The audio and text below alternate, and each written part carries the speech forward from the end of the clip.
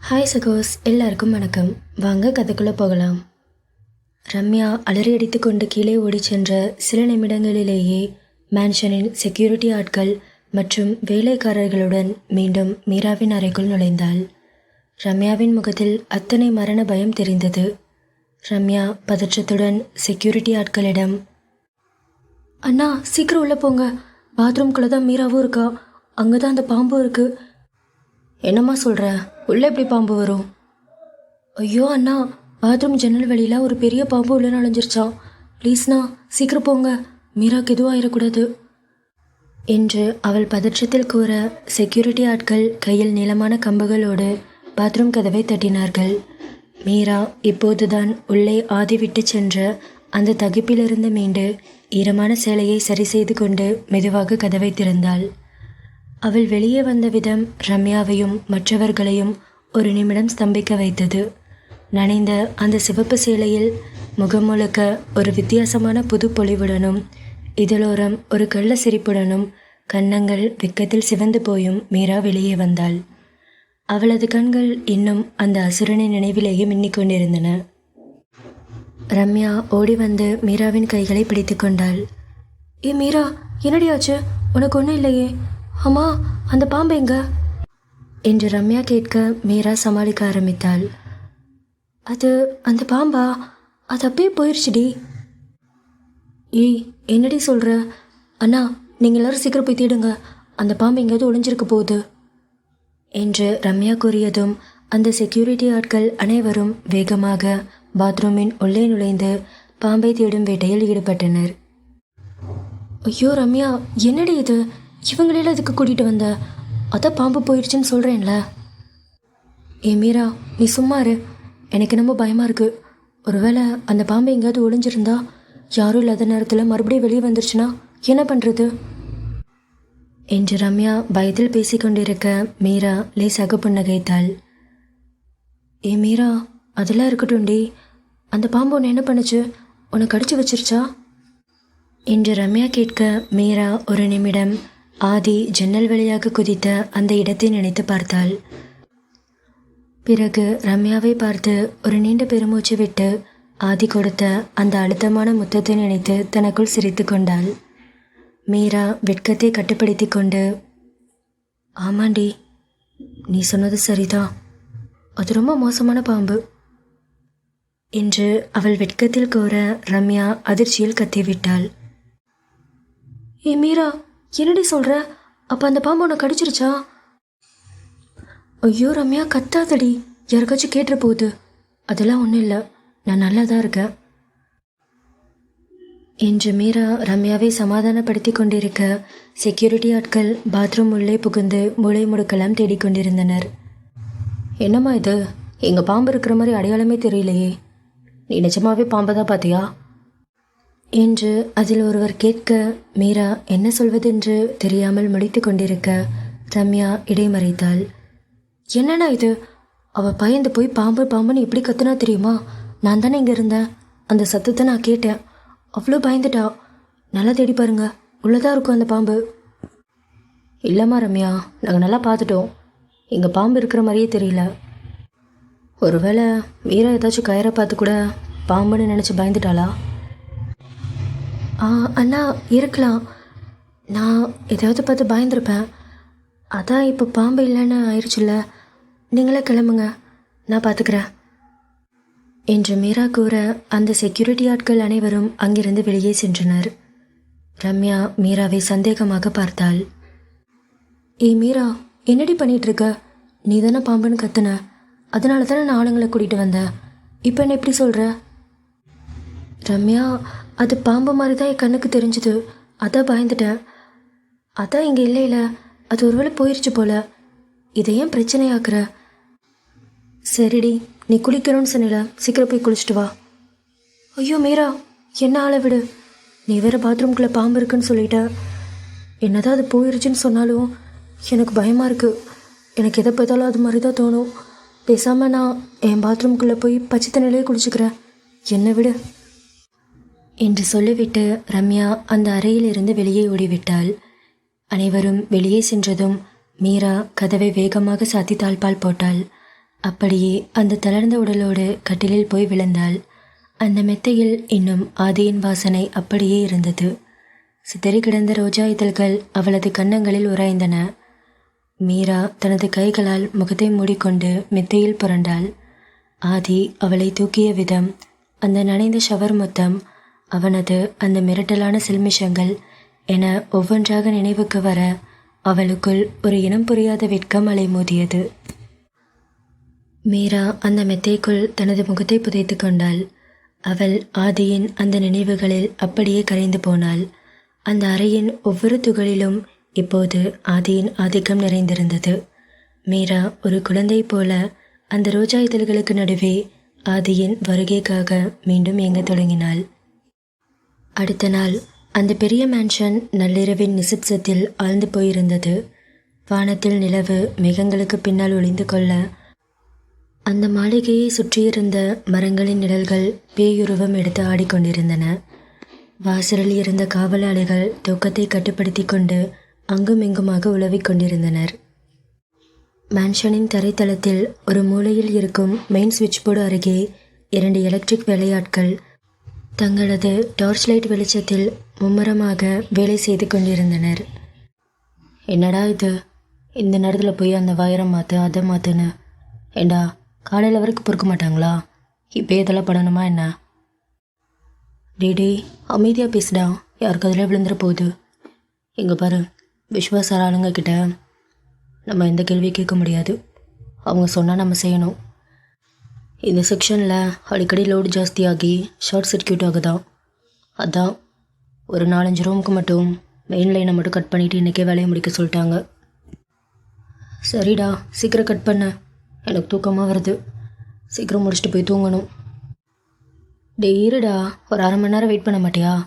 இதோ கட் பண்ணுறேன் என்று அவன் மெயின் சுவிட்சை கீழே இறக்க ஒரு பெரிய டக் என்ற சத்தத்துடன் அந்த குறிப்பிட்ட பகுதியின் மின்சாரம் துண்டிக்கப்பட்டது. மேல் தளத்தில் தனது அறையில் ஆதி சட்டையை கழற்றி போட்டுவிட்டு கட்டிலில் சாய்ந்து படுத்திருந்தான். அவனது கண்கள் கடிகாரத்தையே பார்த்து கொண்டிருந்தன. நேரம் 11:45. இன்னும் ஒரு 15 நிமிடம் கழிந்தால் நள்ளிரவு 12 மணி. நேற்றிரவு மீராவிடம் செய்த அந்த சில்மிஷங்களும் பாத்ரூமில் அவளை பயமுறுத்திய அந்த பாம்பு பொய்களும் அவன் நினைவுக்கு வந்து ஒரு கள்ள சிரிப்பை வரவழைத்தன. ஆதி தனக்குள், இன்னும் கொஞ்ச நேரம்தான் இருக்குது. நேற்று அந்த ரம்யா வந்து எல்லாத்தையும் கெடுத்துட்டா. ஆனால் இன்னைக்கு இந்த அசுரன்கிட்ட இருந்து என் பூனைக்குட்டி தப்பிக்கவே முடியாது. அவளை எப்படி மிரட்டி எப்படி உருக வைக்கணும்னு எனக்கு தெரியும் என்று அவன் மீராவின் நினைவுகளால் கடிகாரத்தை மட்டுமே பார்த்து கொண்டிருந்தான்.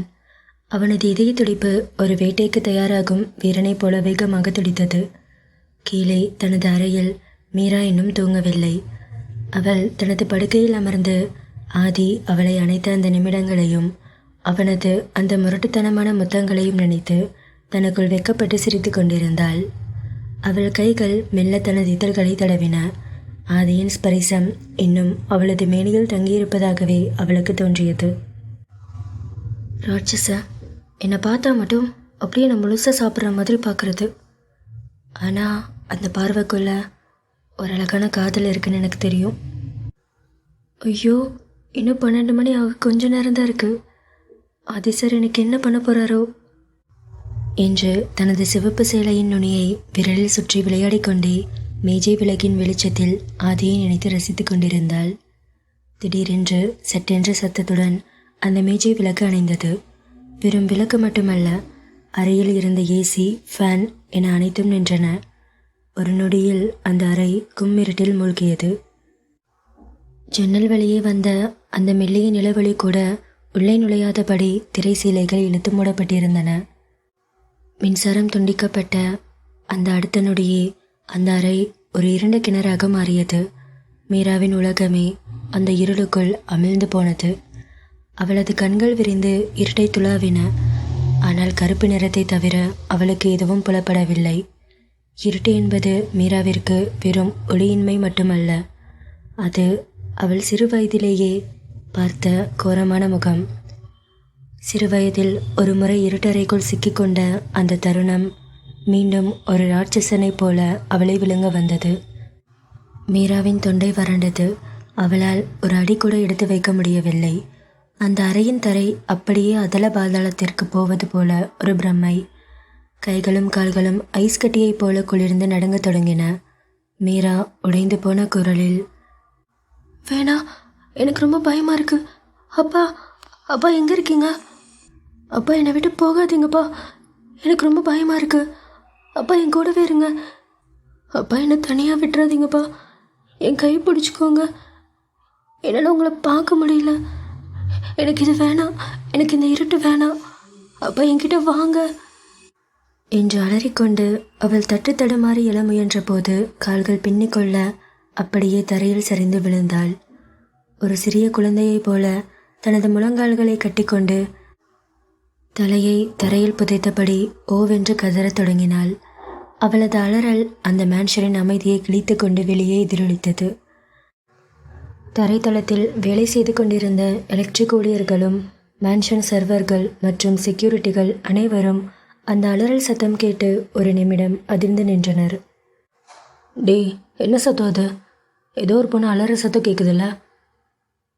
ஆமாண்டா, யாரும் தெரியல, வா உடனே போய் பார்க்கலாம் என்று அங்கிருந்து அனைவரும் டார்ச் லைட்டுகளை அடித்துக்கொண்டு மீராவின் அறையை நோக்கி ஓடினார்கள். அந்த நடைபாதையை அவர்களின் காலடி சத்தத்தில் அதிரத் தொடங்கியது. மீராவின் அறைக்கு வெளியே ரம்யாவும் இன்னும் சில ஊழியர்களும் கூடிவிட்டனர். ரம்யா கதவை தட்டி கொண்டே, ஏ மீரா, என்னடியாச்சு? ஏன் இப்படி கத்துற? மீரா, கதவை தர என்று ரம்யா கதவை தட்டி கொண்டிருக்க உள்ளே இருந்து மீராவின் பதில் வரவில்லை. மாறாக மூச்சு விட திணறும் சத்தமும் தேம்பி தேம்பி அழும் சத்தமும் மட்டுமே கேட்டது. பயத்தில் அவளது குரல் உள்ளேயே ஒடுங்கி போயிருந்தது. லக்ஷ்மி ரம்யாவை பார்த்து, ரம்யா, என்னமாச்சு? மீரா ஏன் இப்படி கத்துறா? தெரியல ஆண்டி, திடீர்னு பவர் கட் ஆயிருச்சு. அவளுக்கு இருட்டுன்னா ரொம்ப பயம். ஒருவேளை அதுக்காக தான் இப்படி பயந்து கத்துறா போல. இவ்வளோ கதவை தட்டினாலும் திறக்க மாட்டேங்கிறா. எனக்கு ரொம்ப பயமாக இருக்கு ஆண்டி என்று ரம்யா கூற, லக்ஷ்மியும் பதற்றத்துடன் கதவை தட்ட ஆரம்பித்தார். ஆனால் உள்ளே இருந்து எந்த ஒரு பதிலும் வரவில்லை. வெளியே இத்தனை பேர் கூடியிருந்தும் உள்ளே மீரா ஒரு நரகத்தில் இருப்பதைப் போலவே உணர்ந்தாள். அந்த இருட்டு அவளது கழுத்தை நெரிப்பது போல இருந்தது. அவளது அலறல் இப்போது ஒரு மெல்லிய விம்மலாக மாறியது. ஆனால் அவளது உடல் நடுங்குவது நிற்கவில்லை. தரையில் விழுந்து கிடந்தவள் தன் கைகளால் தரையை சுரண்டி கொண்டே யாராவது நம்மை காப்பாற்ற மாட்டார்களா என்று ஏங்கிக் கொண்டிருந்தாள். மேல்தளத்தில் தனது அறையில் இருந்த ஆதிக்கு அந்த நள்ளிரவு அமைதியை கிழித்து கொண்டு வந்த மீராவின் அலறல் ஒரு ஈட்டி போல இதயத்தில் தைத்தது. அவனது கண்கள் சிவந்தன. ஒரு நொடி கூட தாமதிக்காமல் மாடிப்படிகளில் புயலென இறங்கி வந்தான். அதே நேரத்தில் மறுபுறம் இருந்து பதற்றத்துடன் விஸ்வாவும் ஓடி வந்தான். மீராவின் அறைக்கு வெளியே ரம்யாவும் மற்ற வேலையாட்களும் கதவை தட்டி கொண்டிருக்க ஆதி கூட்டத்தை முண்டியடித்து கொண்டு முன்னால் வந்தான். விஸ்வா அங்கிருப்பவர்களை பார்த்து, என்னாச்சு? என்ன நடக்குதுங்க? மீரா எப்படி கத்துறா என்று விஸ்வா கேட்க, ரம்யா அழுது கொண்டே, சார், திடீர்னு பவர் கட் ஆயிடுச்சு இந்த ஏரியாவுக்கு. ஒருவேளை இருட்டில் பயந்து மீரா கத்துறன்னு நினைக்கிறேன். என்ன ரம்யா அது? கதவை திறக்க வேண்டியதானே? இல்லை சார், உள்பக்கமாக லாக் போட்டிருக்கு. நாங்கள் நிறைய தடவை கதவை தட்டி பார்த்துட்டோம், அவள் திறக்கவே மாட்டேங்கிறா. ஆனால் உள்ளேருந்து அவள் பயந்து கத்துற சத்தம் மட்டும் கேட்டுகிட்டே இருக்கு என்று ரம்யா கூற, விஸ்வா யோசிப்பதற்குள் ஆதி ஆக்ரோஷமாக முன்னேறினான். அவனது முகம் ஒரு வேட்டைக்கு தயாரான சிங்கத்தைப் போல இருந்தது. ஆதி அந்த கதவை உதைக்க, ஆதியின் பலமான உதையில் அந்த தேக்குமரக் கதவின் பூட்டுகள் திரித்து கதவு படார் என்று திறந்து கொண்டது. உள்ளே டார்ச் லைட் வெளிச்சங்கள் பாய்ந்தன. அந்த அறையின் ஒரு மூலையில் மீரா தரையில் சுருண்டு கிடந்து தன் கைகளால் காதுகளை மூடிக்கொண்டு கதறிக்கொண்டிருந்தாள். அவளது உடல் ஒரு மின்சார தாக்குதலுக்கு உள்ளானது போல நடுங்கிக் கொண்டிருந்தது. ஆதி எதை பற்றியும் யோசிக்கவில்லை. அங்கே விஸ்வா இருக்கிறான், ஒரே பார்த்து கொண்டிருக்கிறது என்ற பயம் அவனிடம் துணியும் இல்லை. அவன் ஓடிச் சென்று தரையில் கிடந்த மீராவை அப்படியே அள்ளி தன் மார்போடு அணைத்து கொண்டான். ஏ மீரா, என்னடி ஆச்சு உனக்கு? இங்கே பாரு, நான் வந்துட்டேன். ஆதி வந்துட்டேன்டி. ஒன்றும் இல்லை மீரா, பயப்படாதடி, நான் இருக்கேன்ல என்று அவள் தலையை தனது தோளில் சாய்த்து அவளது முதுகை தடவி கொடுத்து ஆற்றுப்படுத்தினான்.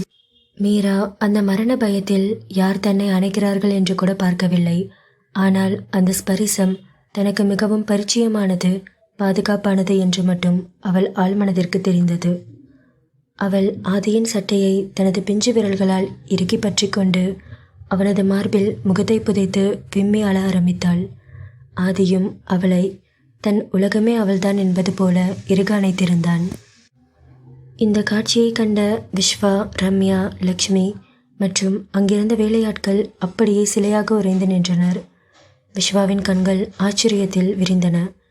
எப்போதும் யாரையும் மதிக்காத கல்நெஞ்சம் கொண்ட ஆதி ஒரு பெண்ணை இப்படி உருக்கமாக அணைத்திருப்பதை அங்கிருந்த யாராலும் நம்ப முடியவில்லை. டே ஆதி, என்ன பண்ணிட்டு இருக்க என்று விஸ்வாவின் குரல் கேட்டதும் மீராவுக்கு மெல்ல உணர்வு திரும்பியது. யதார்த்தம் உரைக்க தொடங்கியது. தான் ஆதியின் மார்பில் இருப்பதையும் சுற்றி விஸ்வா உள்ளிட்ட அனைவரும் அதிர்ச்சியுடன் தங்களை பார்த்து கொண்டிருப்பதையும் அவளது இதயம் இன்னும் வேகமாக துடித்தது. அவள் பதற்றத்துடன் ஆதியை விட்டு விலக முயன்றாள். ஆதி அவளை மெல்ல விடுவித்தான். ஆனால் அவனது கைகள் இன்னும் அவளை தாங்கிக் கொண்டுதான் இருந்தன. ஏய் மீரா, என்னாச்சு உனக்கு? ஏன் இப்படி கத்தன என்று விஸ்வா கேட்க மீரா மூச்சிறைக்க தடுமாற்றத்துடன், சார், அது அது வந்து எனக்கு எனக்கு இருட்டுன்னா ரொம்ப பயம், அதான் என்று பதற்றத்தில் கூற அதற்கு மேல் அவளால் பேச முடியவில்லை. அவளது உதடுகள் நடுங்கின. ரம்யா ஓடி வந்து ஒரு டம்ளர் தண்ணீரை கொடுக்க மீரா அதை நடுங்கும் கைகளால் வாங்கி பருகினாள். சரியாக அந்த நேரத்தில் மின்சாரம் திரும்ப வந்தது. அறை முழுவதும் ஒளி வெள்ளம் பாய்ந்தது. விஸ்வா கோபமாக அங்கிருந்த எலக்ட்ரிஷியனை பார்த்தான். டே, என்னடா வேலை பார்க்குறீங்க? அறிவில்லையா உங்களுக்கு? மெயின் ஆஃப் பண்ண போகிறீங்கன்னா ஒரு வார்த்தை இன்ஃபார்ம் பண்ணுறது இல்லையா? இப்போ பாருங்க, அந்த பொண்ணு பயத்தில் செத்தே போயிருப்பா. சாரி சார், இந்த நைட் டைம் எல்லோரும் தூங்கியிருப்பாங்கன்னு தான் யாருக்கும் இன்ஃபார்ம் பண்ணல, மன்னிச்சிடுங்க சார். சரி, ஓகே, இனிமேல் இந்த மாதிரி நடக்காமல் பார்த்துக்கோங்க. டே ஆதி, சரி வா போகலாம் என்று விஸ்வா கூப்பிட ஆதி விஸ்வாவின் வார்த்தையை பொருட்படுத்தவே இல்லை. அவனது மொத்த கவனமும் மீராவின் மீது தான் இருந்தது. அவளது முகம் சிவந்து கண்கள் கலங்கி இருப்பதை பார்க்கும்போது அவனுக்குள் ஏதோ ஒன்று அருந்தது. அவன் அங்கிருந்த அனைவரையும் ஒரு முறை வெறித்து பார்த்தான். அந்த பார்வையில் மீராவை கஷ்டப்படுத்தி விட்டார்கள் என்ற ஆக்ரோஷம் தெரிந்தது. மீரா தலை குனிந்து அமர்ந்திருக்க ஆதி ஒரு அடி கூட நகரவில்லை. அவனது கண்கள் மீராவை துளைத்து கொண்டிருந்தன. மீராவின் பயம் போய்விட்டதா என்று அவனது மௌனமான பார்வை கேட்டுக்கொண்டே இருந்தது. அந்த பரபரப்பான சூழலிலும் ஆதியின் உலகம் மீராவை சுற்றியே சுழன்றது. அறையில் நிலவிய அந்த பதற்றம் மெல்ல தணிய தொடங்கியது. விஸ்வா மீராவின் நிலையை பார்த்துவிட்டு சுற்றியிருந்தவர்களிடம் பேசினான். சரி, நீங்கள் எல்லாரும் கிளம்புங்க. அவள் ரொம்ப பயந்து போயிருக்கா. கொஞ்ச நேரம் அமைதியாக ரெஸ்ட் எடுக்கட்டும். ரம்யா, நீ மட்டும் மீரா கூடவே இரு. அவளை தனியாக விட வேணாம். டே ஆதி, நம்ம கிளம்பலாம். காலையில் நிறைய வேலை இருக்கு என்று விஸ்வா கூறியது ஆதியின் காதில் விழவில்லை. அவன் ஒரு சிலையைப் போல மீராவையே பார்த்து கொண்டிருந்தான். அவனது கண்கள் மீராவின் முகத்தில் இருந்த ஒவ்வொரு அசைவையும் துல்லியமாக அளவிட்டு கொண்டிருந்தன. விஸ்வா மீண்டும் ஒரு முறை ஆதியை பார்த்துவிட்டு, டே ஆதி, உங்ககிட்ட தான் பேசுகிறேன். டைம் ஆச்சுடா, போய் தூங்கலாம் என்று அவனை அழைக்க ஆதி வேண்டாவிருப்பாக மெல்ல எழுந்தான். அனைவரும் அங்கிருந்து வெளியேறினர். அறையில் இப்போது மீராவும் ஆதியும் மட்டுமே இருந்தனர். மீரா இன்னும் கட்டிலில் அமர்ந்து போர்வையை இறுக பற்றி கொண்டு நடுங்கிக் கொண்டிருந்தாள். ஆதி மெதுவாக அவள் அருகே சென்றான். எப்போதும் அதிகாரமாக பேசும் அந்த அசுரனின் குரல் இப்போது பயத்தில் தழுதழுத்தது. ஆதி அவள் அருகே மண்டியிட்டு அவளது கைகளை பற்றி கொண்டு, ஏய் மீரா, மீரா என்னை பாரு. என்னடி ஆச்சு உனக்கு? எதுக்கடி அப்படி கத்துன? உன்னோட அந்த சத்தம் கேட்டப்போ என் உயிரே போயிருச்சு. என்னடியாச்சு உனக்கு என்று ஆதி கேட்க மீரா நிமிர்ந்து ஆதியை பார்த்தாள். அவளது கண்கள் இன்னும் கலங்கியிருந்தன. சார், அந்த இருட்டு அது என்ன அப்படியே முழுங்கிரும் நினைச்சேன். என்னால் மூச்சு கூட விட முடியல. இங்கேயே செத்துரு வேணும்னு தோணுச்சு. எனக்கு ரொம்ப பயமா இருந்துச்சு சார் என்று மீரா அழுது கொண்டு கூற, ஆதி அவளது கன்னங்களை ஏந்தி ஆக்ரோஷமாகவும் காதலோடும், ஏய் இங்க பாரு, நான் இருக்கேன்டி, எதுவும் பயப்படாத. உனக்கு எதோ ஆயிடுச்சுன்னு நான் செத்துட்டேன்டி. உன்னோட சத்தம் இன்னும் என் காதில் கேட்டுகிட்டே இருக்கு. என் வாழ்க்கையில் எத்தனையோ கதறல் சத்தத்தை கேட்டிருக்கேன். ஆனால் இன்னைக்கு உன்னோட அந்த சத்தம், நான் எவ்வளோ பயந்து போயிட்டேன் தெரியுமா? என் வாழ்க்கையில் எதுக்குமே நான் அப்படி பயந்தது கிடையாது. நான் கதவை திறந்தப்போ உள்ள நீ எப்படி கிடந்த? உன்னை அந்த மாதிரி பார்க்கறதுக்கு நான் செத்துருக்கலாண்டி. சார், என்ன இது? ஏன் இப்படி பேசுறீங்க? எனக்கு ஒன்றும் இல்லை என்று அவனது அந்த உருக்கமான பேச்சை கேட்டதும் மீரா உணர்ச்சி வசப்பட்டு அவனை அப்படியே இறுக்கி கட்டி அணைத்து கொண்டாள். ஆதி அவளை தன் இரும்பு போன்ற கரங்களால் வளைத்து அவளது கழுத்தின் வளைவில் முகம் புதைத்தான். அவனது தகிக்கும் மூச்சுக்காற்று அவளது ஈரமான மேனியில் பட மீரா ஒரு நிமிடம் சிலிர்த்து போனாள். ஆதி அவளது காதோரம், எங்க பாரு மீரா, இனிமே உன் வாழ்க்கையில் இருட்டே வராது. அப்படியே வந்தாலும் உனக்காக அந்த இருட்டையே இருக்கிற நெருப்பா நான் இருப்பேன். பயப்படாதடி. இந்த அசுரம் கூட இருக்கிற வரைக்கும் உன்னை எதுவுமே தொட முடியாது என்று ஆதி கூற, அவன் தீண்டலில் அந்த பழைய பயம் மறைந்து ஒரு புதிய வேட்கை பிறந்தது. ஆதி அவளை இன்னும் தன் பக்கம் இழுத்து அணைத்து அவளது நடுக்கத்தை தனது உடல் சூட்டால் போக்கினான். மீரா அவனது அணைப்பில் ஒரு முழுமையான பாதுகாப்பை உணர்ந்தாள். அதே சமயம் அறைக்கு வெளியே மீராவுக்கு துணையாக இருக்கலாம் என்று நினைத்து கையில் ஒரு வாட்டர் பாட்டிலுடன் மீண்டும் அந்த அறைக்கு வந்த ரம்யா கதவு லேசாக திறந்திருப்பதை பார்த்தாள். கதவோரம் நின்றவள் உள்ளே நடப்பதைக் கண்டு அப்படியே கல்லை போல உறைந்து போனாள். ஆதி மீராவை அணைத்திருப்பதும் மீரா அவன் மார்பில் சாய்ந்து கொள்வதும் அவர்களின் அந்த நெருக்கமான பேச்சும் ரம்யாவின் காதுகளில் தேனாய் அல்ல விஷமாய் இறங்கியது. ரம்யாவிற்கு மூச்சு விடவே சிரமமாக இருந்தது. ஆதி மீராவின் கழுத்தில் முத்தமிடுவதையும் மீரா ஆதியை இறுக்கி அணைத்துக் கொள்வதையும் பார்த்து ரம்யாவிற்கு தலை சுற்றியது. மேன்ஷனின் மிகப்பெரிய ரகசியம் இப்போது அவள் கையில். அவளது கைகள் நடுங்க கையில் இருந்த தண்ணீர் பாட்டில் கீழே விழுந்துவிடக்கூடாது என்பதில் கவனமாக இருந்தாள். ஆதி மீராவை ஆற்றுப்படுத்தி கொண்டிருக்க வெளியே ரம்யா ஒரு பூகம்பத்தை சந்தித்தவள் போல நிலை குலைந்து நின்றாள். மறுநாள் காலை மேன்ஷன் தோட்டத்தில் மீரா செடிகளுக்கு தண்ணீர் ஊற்றிக் கொண்டிருந்தாள். அவளது மனம் இன்னும் அந்த இருட்டு பரிமாற்றத்திலேயே இருந்தது. அப்போது ரம்யா அங்கு வந்தாள். அவள் அமைதியாக இருந்தாலும் அவளது கண்கள் மீராவை துளைப்பது போல பார்த்து கொண்டிருந்தன. மீரா ரம்யாவின் பார்வையை தாங்க முடியாமல், என்ன ரம்யா, காலையிலேருந்தே என்ன ஒரு மாதிரி பார்த்துட்ருக்க? என்ன, என் முகத்தில் ஏதாவது எழுதி ஒட்டியிருக்கா என்று மீரா கேலியாக கேட்க ரம்யா மெல்ல நடந்து மீராவின் அருகே வந்தாள். அவளது கையில் இருந்த தண்ணீர் ஜாடியை பிடுங்கி ஓரமாக வைத்தாள். ரம்யா தீர்க்கமான குரலில், உன் முகத்தில் எதுவும் ஒட்டலை மீரா, ஆனால் உன் மனசில் ஏதோ பெருசாக எழுதி ஒட்டியிருக்கு. நேற்று நைட் அந்த இருட்டில் நான் பார்த்தது கனவில்லைன்னு எனக்கு தெரியும். ஆதி சார் உன்னை கட்டி பிடிச்சி நின்னது, நீயும் அவர்கிட்ட அப்படியே கரைஞ்சு போனது, இதுக்கெல்லாம் என்னடி அர்த்தம் என்று ரம்யா கேட்க மீராவின் முகம் அப்படியே வெளுத்து போனது. கைகள் நடுங்க தொடங்கின. ஏய், என்னடி வளர்ற? இங்கே பாரு மீரா, என்கிட்ட போய் சொல்லி தப்பிக்கணும்னு நினைக்காத. நான் என் 2 கண்ணால் பார்த்தேன். நீங்கள் 2 பேரும் ரூம்குள்ளே நெருக்கமாக இருந்தீங்க. சொல்லு, இதுக்கு என்ன அர்த்தம்? ஏய் ரம்யா, நீ நினைக்கிற மாதிரிலாம் எதுவும் கிடையாது. நான் இது இருட்டில் ரொம்ப பயந்துட்டேன்ல, அதான் ஆதி சார் என்னை சமாதானப்படுத்தினாரு, அவ்வளோதான், வேற ஒன்றும் இல்லை. ஏய் மீரா, இதவே என் கண்ணை பார்த்து சொல்லு. உன்னால் முடியாதுடி. நீ பொய் சொல்கிறன்னு பச்சையாக தெரியுது. என்னை பார்த்தா முட்டாள் மாதிரி தெரியுதாடி? ஒருத்தர் சமாதானப்படுத்துறதுக்கும் உரிமையோடு கட்டி பிடிச்சிக்கிறதுக்கும் வித்தியாசம் தெரியாதவ நான் இல்லை. நேற்று நைட்டு ஆதிசாரோட கண்ணில் நான் பார்த்தது வெறும் அக்கறை மட்டும் இல்லை, அதில் ஒரு காதல், ஒரு வெறி எல்லாமே இருந்தது. உன் மேலே அவருக்கு என்னடி உரிமை என்று ரம்யா விடாமல் துரத்த மீராவுக்கு கண்கள் கலங்கின. இனிமேலும் மறைக்க முடியாது என்பதை அவள் உணர்ந்தாள்.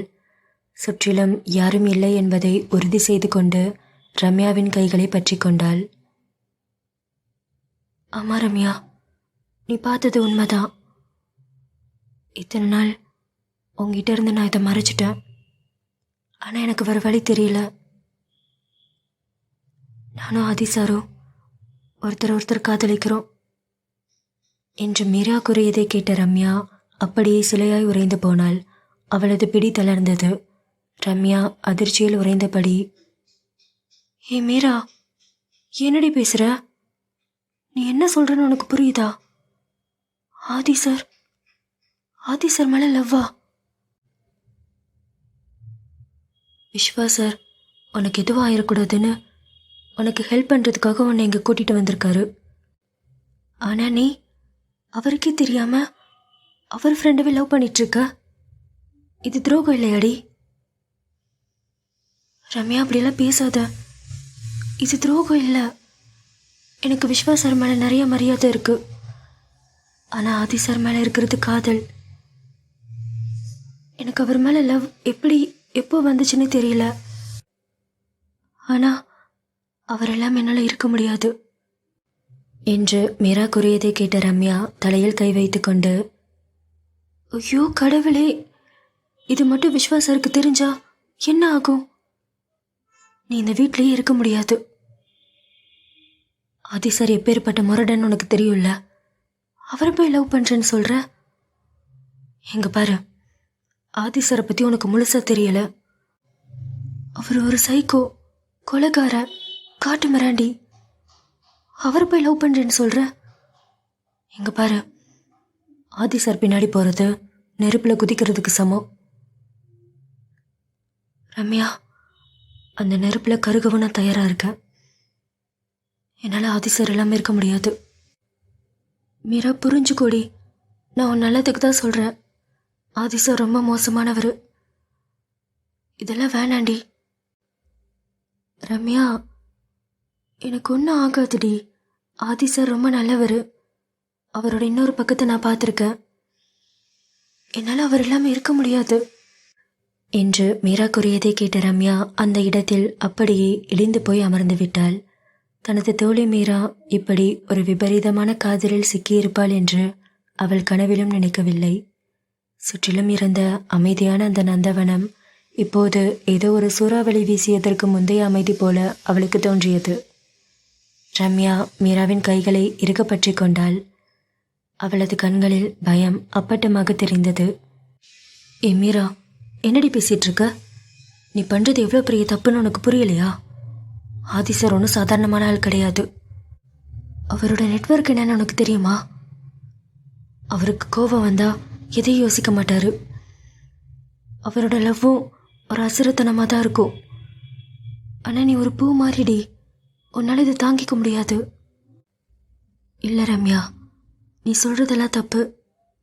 நீங்கள் எல்லாரும் அவரை வெளியிருந்து மட்டும்தான் பார்த்துருக்கீங்க. ஆனால் அந்த அசுரனுக்குள்ளேயும் ஒரு அழகான மனசு இருக்கு. அவர் என் மேலே வச்சிருக்கிறது வெறும் ஆசை மட்டும் இல்லடி, அது உயிர்.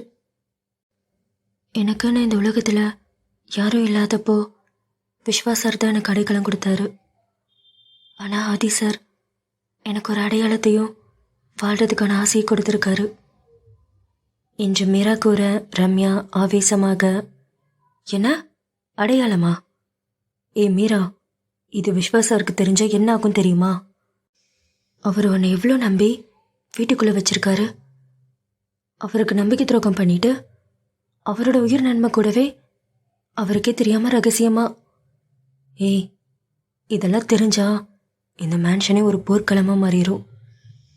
ஆதி சார் உன்னை லவ் பண்ணலாம், ஆனால் அவர் மோசமானவர். ஐயோ ரம்யா, என்னை கொல்லாத. நான் ஒன்றும் விஸ்வாசருக்கு துரோகம் பண்ணணும்னு நினைக்கல. காதலுங்கிறது நம்ம கேட்டு வரதில்ல. எனக்கே தெரியாம என்னையும் அறியாம ஆதி சார் மேலே நான் விழுந்துட்டேன். அவர் என்னை மிரட்டல, பயமுறுத்தல. நேற்று இருட்டில் நான் பயந்தப்போ அவர் என்னை ஹக் பண்ணும்போது அவ்வளோ சேஃபாக ஃபீல் பண்ணேன். இங்கே பாரு, நீ நினைக்கிற மாதிரி அவர் மோசமானவர் கிடையாது. என்கிட்ட அவர் எவ்வளோ சாஃப்டாக இருப்பாருன்னு தெரியுமா? ஆதி சார் வெளியே இருந்து பார்க்க தான் அப்படி இருக்காரு, ஆனால் என்கிட்ட இருக்கும்போது ஒரு குழந்தை மாதிரி தான் இருப்பார். நேற்று எனக்காக அவர் அழுதாரு. இங்கே பாரு ரம்யா, நான் முடிவு பண்ணிட்டேன். எனக்கு எல்லாமே ஆதி சார் மட்டும்தான். அவரை விட்டு என்னால் போக முடியாது. சீக்கிரமே இந்த விஷயத்தை நாங்கள் விஸ்வாசர்கிட்ட சொல்ல போகிறோம். அவர் கண்டிப்பாக என்னையும் ஆதி சாரையும் புரிஞ்சுப்பார். நீ பயப்படுற மாதிரி எதுவும் நடக்காது. ரம்யா, இந்த விஷயத்தை யார்கிட்டையும் சொல்லாத என்று மீரா கூற ரம்யா ஒரு நீண்ட பெருமூச்சு விட்டாள். மீராவின் பிடிவாதமும் அவள் ஆதியின் மேல் வைத்திருக்கும் கண்மூடித்தனமான நம்பிக்கையும் ரம்யாவிற்கு எரிச்சலை தந்தது. சரிடி, நான் யார்கிட்டையும் சொல்லலை. ஆனால் ஞாபகம் வச்சுக்கோ, நீ நெருப்போட விளையாடுற. அது உன்னை சுடும்போது உனக்கு என் ஞாபகம் வரும். ஆதி சார் ஒரு அரக்கனோட வாழ்றது அவ்வளோ ஈஸி கிடையாது. நீ உன் வாழ்க்கையை தொலைச்சிருவியோன்னு எனக்கு பயமாக இருக்குடி என்று ரம்யா கூற மீரா ரம்யாவை ஒரு வழியாக சமாதானப்படுத்தி அவளது கைகளை பிடித்து வாக்குறுதி வாங்கி கொண்டாள். இங்கே பாரு, என்னை நினச்சி நீ எதுவும் பயப்படாத. சீக்கிரமே இதை பற்றி நானே விஸ்வாசர்கிட்ட சொல்லுவேன். எல்லாம் சரியாயிரும் என்று கூறிவிட்டு மீரா அங்கிருந்து மெல்ல நடந்து சென்றாள். அவளது முகத்தில் ஒரு நிம்மதி தெரிந்தாலும் ரம்யா அங்கேயே நின்றிருந்தாள். மீரா போவதை பார்த்து கொண்டிருந்த ரம்யாவின் மனதில் ஏதோ ஒரு பாரம் அழுத்தியது. மீரா, நீ காதலில் குருடா இருக்கடி. விஸ்வாசர் நீ நல்லா இருக்கணும், நீ சேஃபாக இருக்கணும் தான் உன்னை இங்கே கூட்டிகிட்டு வந்தார். உன் மேலே அவ்வளோ நம்பிக்கை வச்சுருக்காரு. ஆனால் நீ அவர் தம்பி மாதிரி நினைக்கிற ஆதி சாரவே லவ் பண்ணிகிட்ருக்க. இந்த விஷயம் அவருக்கு தெரிய வந்தால் என்ன ஆகும்? விஸ்வாசரை பற்றி உனக்கு இன்னும் தெரியல. இதுக்கு நடுவில் நீ தான் பலிகாட ஆக போகிற என்று தனக்குள் முணுமுணுத்த ரம்யாவிற்கு மேன்ஷன் சுவர்கள் தங்களை கவனிப்பது போன்ற ஒரு பிரமை ஏற்பட்டது. ரம்யாவுக்கு தெரியும், இந்த ரகசியம் எவ்வளவு நாள் மூடி வைக்கப்பட்டாலும் ஒரு நாள் வெடிக்கும்போது அது அனல் பிளம்பாக தான் இருக்கும் என்று. மீராவின் எதிர்காலத்தை நினைத்து அவள் உள்ளம் பதறியது. இந்த கதையுடைய அடுத்த பாகம் சீக்கிரமே நம்ம சேனலில் வந்துடும். மறக்காமல் சேனலை சப்ஸ்கிரைப் பண்ணிக்கோங்க.